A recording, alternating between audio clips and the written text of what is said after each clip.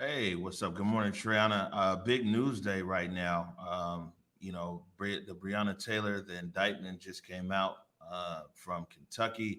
It looks like one of three officers was indicted there on the charge of wanted endangerment. I think the maximum penalty is like 5 years, and the prosecutor suggested a $15,000 bail, which the judge agreed to. So one of three officers that were indicted. Hold on, let me see if I can pull this in. We're gonna try something new here. Give me 1 second. Let's see if we can pull in this audio. This is the Attorney General right here speaking at the moment. Bars us from pursuing criminal charges in Miss Breonna Taylor's death. The truth is now before us. The facts have been examined, and a grand jury comprised of our peers and fellow citizens has made a decision. Justice is not often easy, does not fit the mold of public opinion, and it does not conform to shifting standards. It answers only to the facts and to the law. With this in mind, we must now ask ourselves, where do we go from here? Will we continue to prosecute the charges brought in this case as it now proceeds through the justice system and moves to trial? That is our responsibility. And this will be done while the FBI continues its investigation.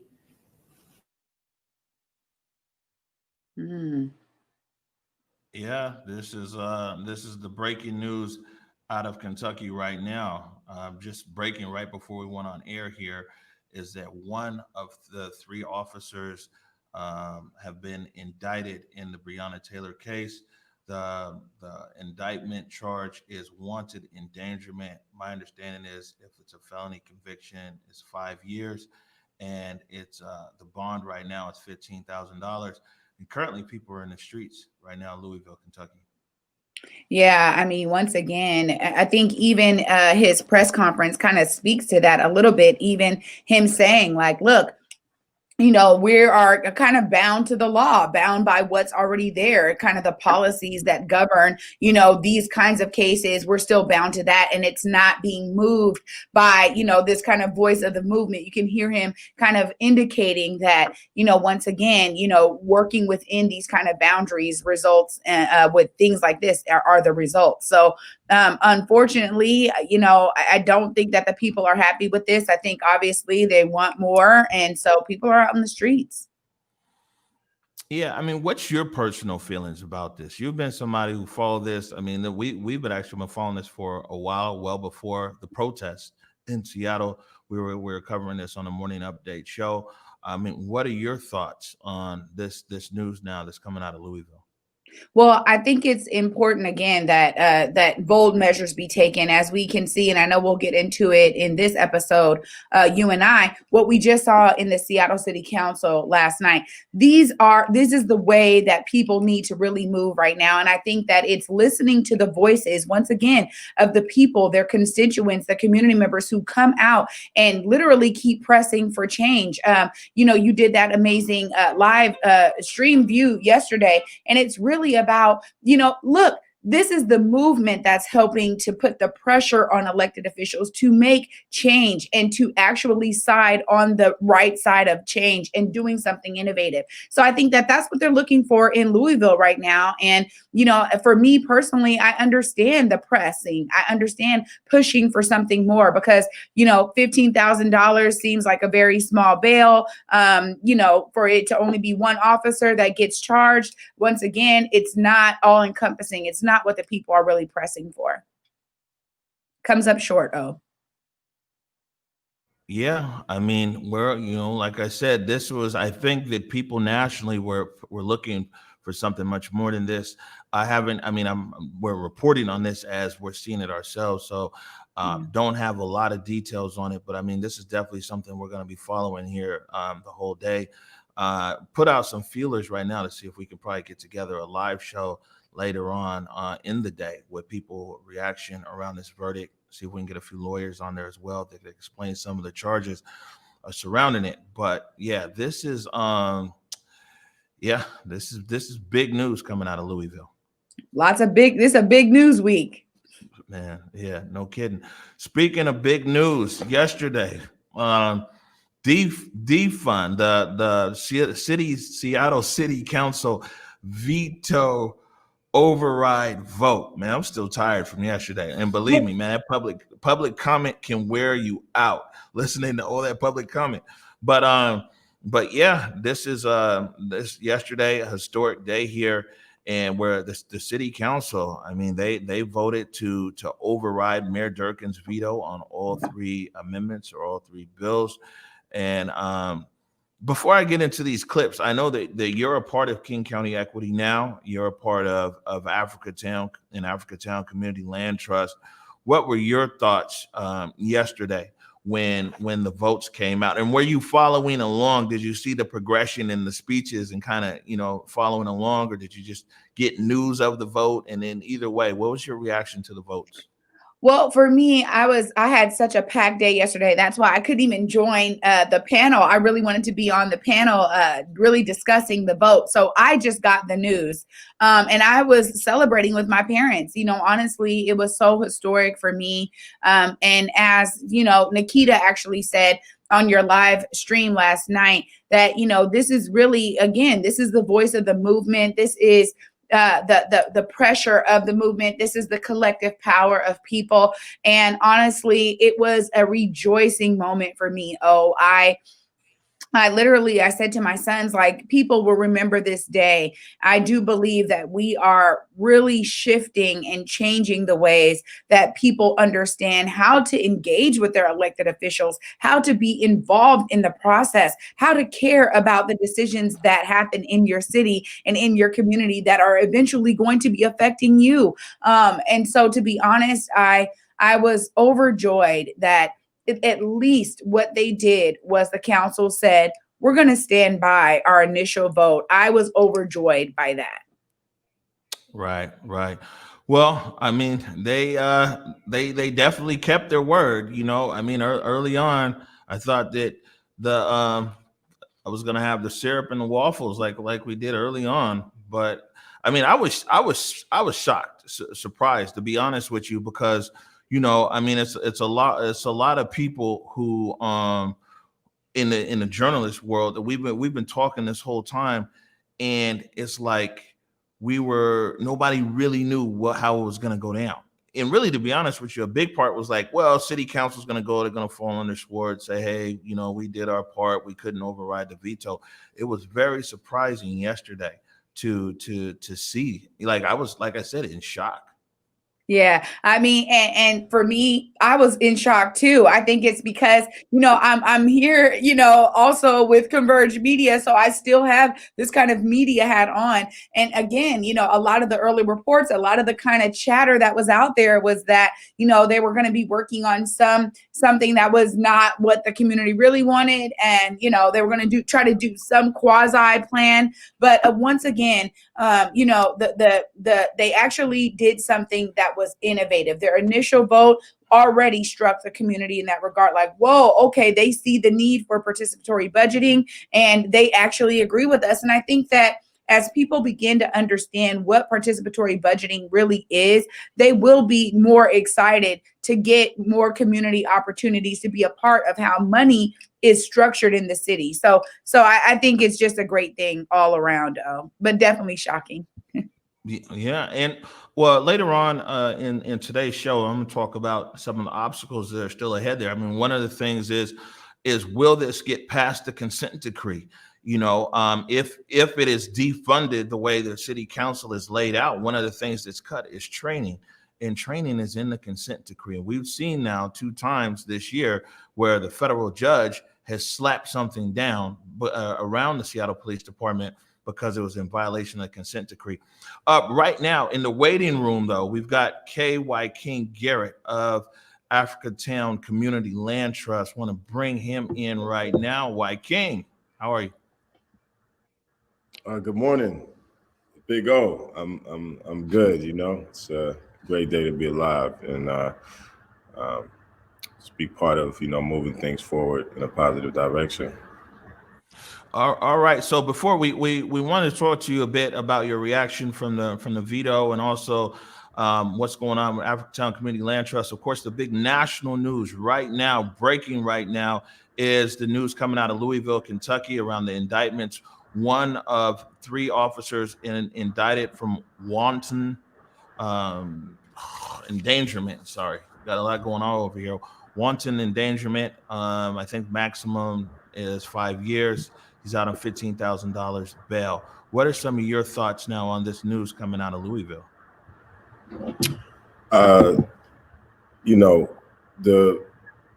we got a long way to go towards justice. You know, Dred Scott said a black man, and I would say a black woman, don't have no rights that bound to be respected. We've seen that, you know, play out time and time again in these situations where our community is being over policed, and that results in these unjustified murders and people and justice not being served. You know, so I think that speaks to the very moment that we're in Seattle and in the country overall, around moving towards justice, moving towards stop having our communities being over policed, moving towards bringing the real resources, opportunity, economic sustainability that makes our communities safer. So we're you know, it's a moment of truth. I mean, these things have been going on for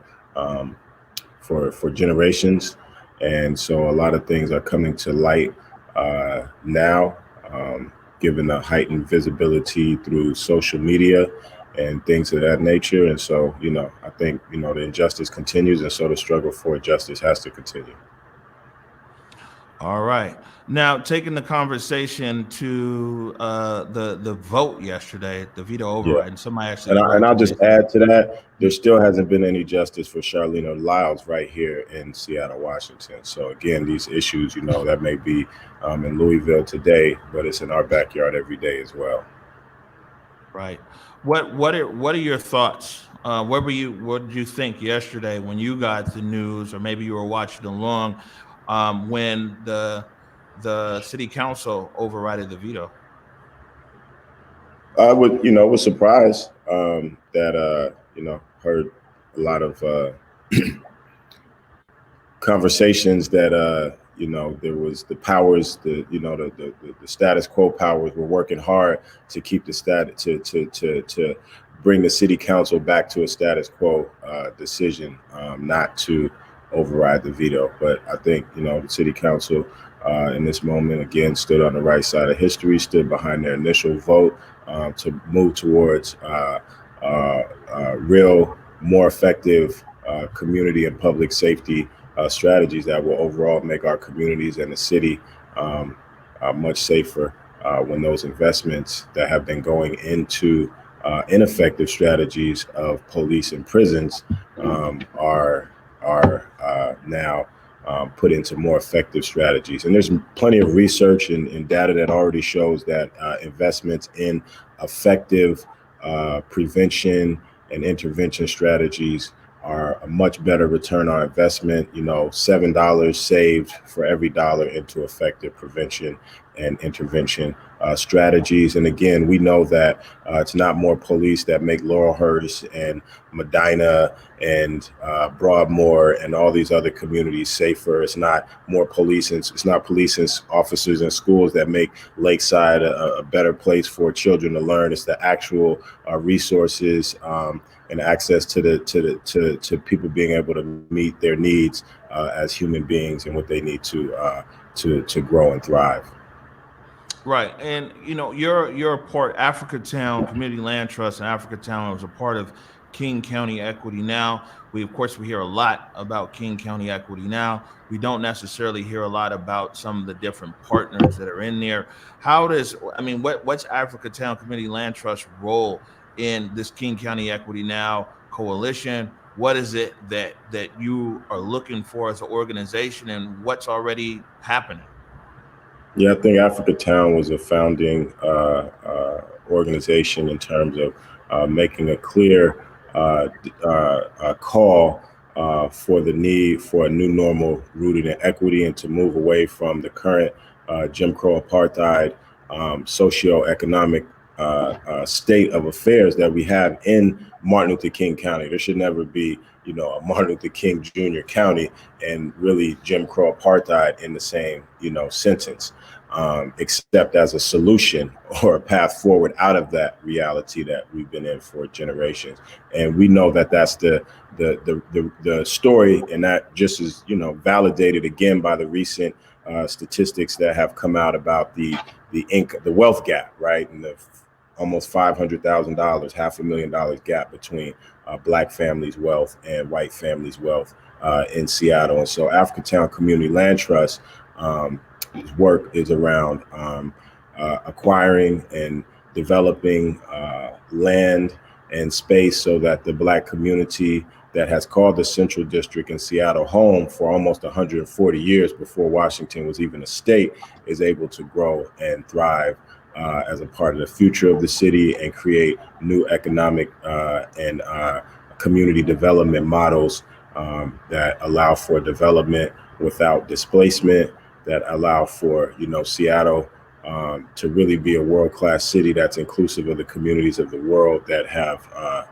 helped make this city, and really to show another path forward. I think that's what Africatown Community Land Trust has been doing, first with creating an equitable development framework, Africatown Equitable Development Framework, which the Liberty Bank building is kind of the first example of. We're now moving towards breaking ground on the Africatown Plaza project across the street from Liberty Bank building, which will be another 132 units.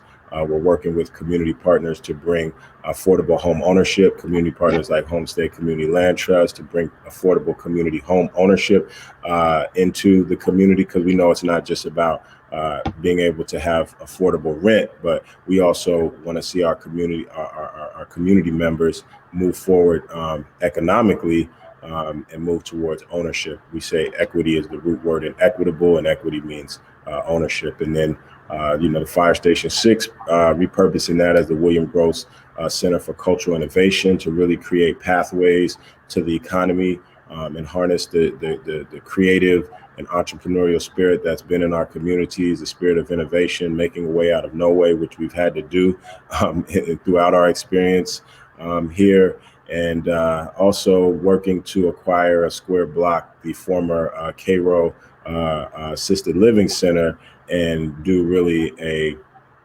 groundbreaking equitable development project that honors the legacies of communities that have been displaced from the Central District, including the indigenous First Nations, the Japanese, Pan-Asian, and definitely the Black community there on 16th and Yesler. So Africatown Community Land Trust, again, is about making space, making room for our community to be present, to grow and thrive in place. Right. Did you have a question, Trina? Yeah, no, I was just going to say that, it sounds like what King County Equity Now is kind of really doing, and I've said this before, for the organizations, it's really about advocacy, policy, and literally lifting up amplification of a lot of the work. And so I was just going to ask you, Mr. Garrett, do you feel that that's kind of the role of King County Equity Now for the organizations that are all a part of the coalition?